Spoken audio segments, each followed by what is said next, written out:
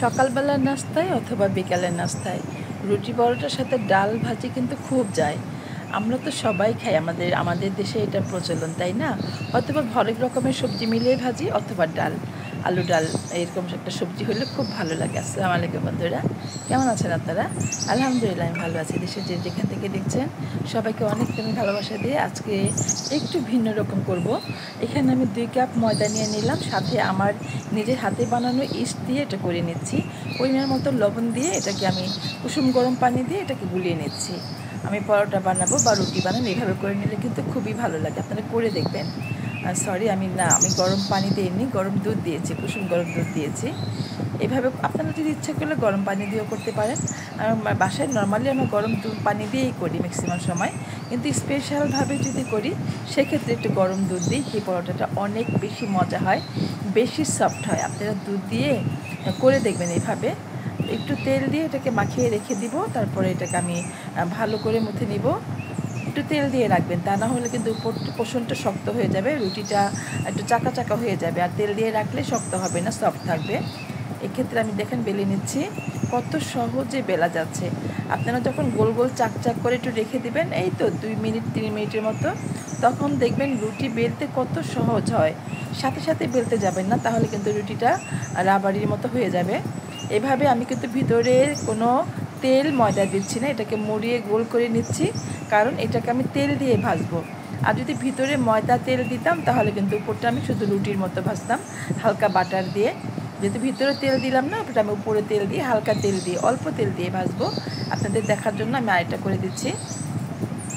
আর রুটির আকারটা একটু গোল আকার করব, গোলটাই খেতে ইচ্ছে করলো, ভালো লাগলো। গোল এবং চারকোনা শেপ দুটোই করব।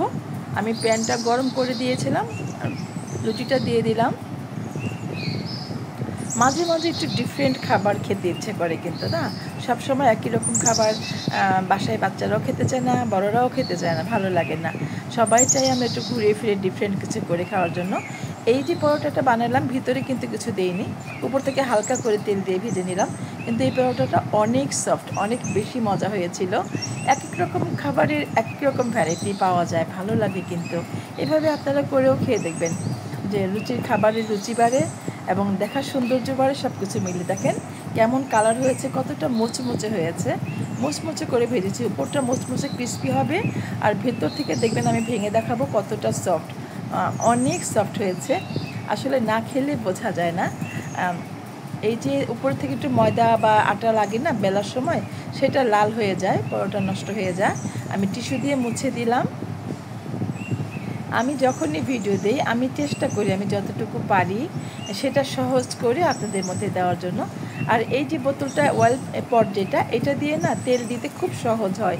অল্প তেল, আপনি যেখানে যেমন যতটুকু দিতে চান ঠিক ততটুকু দেওয়া যাবে, তেল কিন্তু বেশি পড়বে না।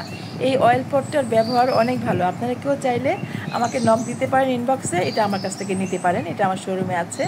দেখেন পরোটাগুলো কত সহজে ভেজে নিলাম, অল্প তেলে ভাজা, কিন্তু এটা অনেক সুন্দর একটা মজার টেস্টি পরোটা। এইভাবে বলবো, খেয়ে দেখবেন। সবাই তো পারি, আমরা বাঙালিরা সবাই পারি, বাট একটু ভিন্নতা। এই দেখেন কত সফট, কতটা যে মোলায়েম, দেখেন এটা কত সফট। হ্যাঁ, অনেক সময় পরোটা ছিঁড়ে খেতে হয় টান দিয়ে, ওরকম না, কিন্তু খুবই মজার ছিল। তো এটা রেখে দিলাম আমি, এভাবে ঢেকে রাখবো, একটু গরম থাকবে। এখন আমি ডাল, আলু ডাল একটু মাংস দিয়ে করে নিব। আমি এটাও সহজ, তাড়াতাড়ি করার জন্য আমি প্যানে গরম করে তেল দিয়ে দিলাম। আর আমি হচ্ছে ডাল, বুটের ডাল আর গরুর মাংস অল্প করে নিয়ে একটু সিদ্ধ করে রেখেছিলাম। বা একটু সিদ্ধ করে না নিলে রান্না করতে অনেকক্ষণ সময় লাগে। আর তো জানেন গরুর মাংস সিদ্ধ করতে কতটুকু সময় লাগে, যার জন্য আমি প্রেশার কুকারে একটু সিদ্ধ করে রেখেছি। আর প্যানে এখন আমি তেজপাতা, গরম মশলা, এলাচ দিয়ে, পেঁয়াজ দিয়ে এটাকে ভেজে নিচ্ছি। আর পেঁয়াজের পেঁয়াজের যে সাইজটা গোল গোল করে কেটেছি, এই পেঁয়াজটা দেখতে ভালো লাগে। পেঁয়াজ কাটার মধ্যে কিন্তু কোনো কিছু নাই, লম্বা করে কাটলে একরকম, গোল করে কাটলে একরকম, কিন্তু এটা একটু দেখার সৌন্দর্য, আর কিছু না, টেস্ট একই রকম। একটু আদা রসুন বাটা দিলাম, বাড়িয়ে দিলাম 2 টেবিল চামচের মতো আদা বাটা, রসুন বাটা, যেহেতু এটা আমাদের গরু মাংস আছে। আর এই সবজিটার মধ্যে আদা রসুন বাটাটা বেশ যায়, এবং ডালের সবজিটাও খুব বেশি মজা হয়।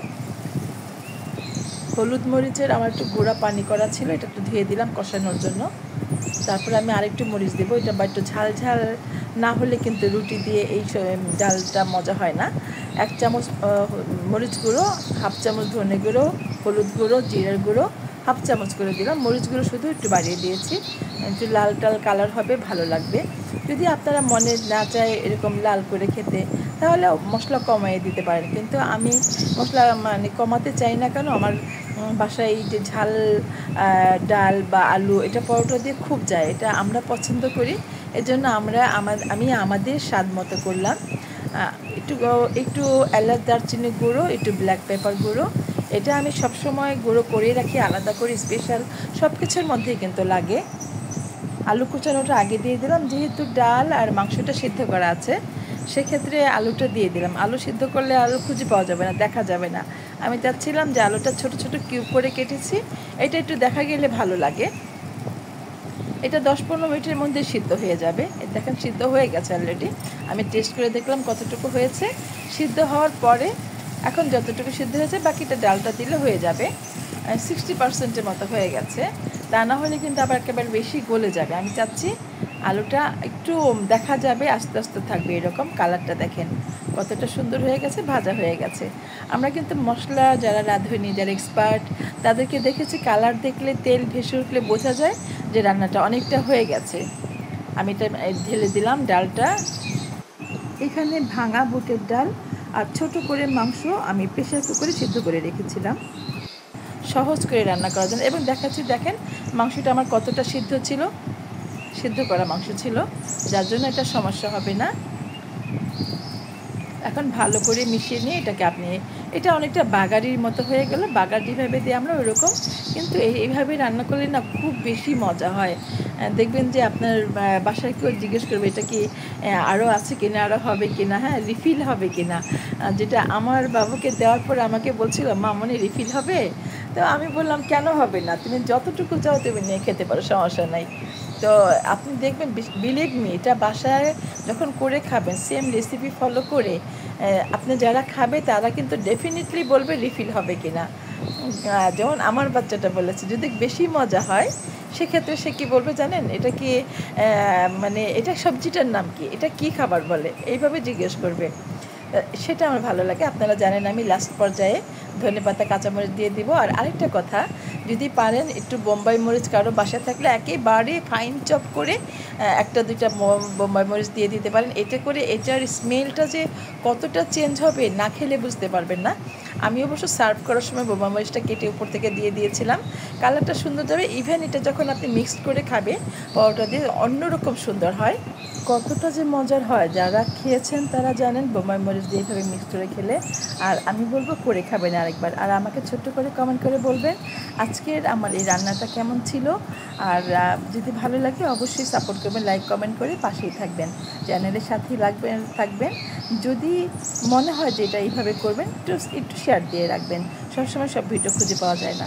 যারা এতক্ষণ ভিডিওটি দেখলেন, আমার পাশে ছিলেন, আমাকে ইন্সপায়ার করেছেন, আপনাদের সবাইকে আমি অনেক ভালোবাসা দিই, সবাইকে আমি অনেক দোয়া করি আমাকে এগিয়ে নিয়ে যাওয়ার জন্য, আমাকে ইন্সপায়ার করার জন্য। তো বন্ধুরা, কেমন ছিল আজকের ভিডিও অবশ্যই একটু জানাবেন। দেখা হবে আবার নতুন কোনো রেসিপি নিয়ে। সে পর্যন্ত সবাইকে অনেক অনেক ভালোবাসা দিয়ে শেষ করছি। আল্লাহ হাফিজ।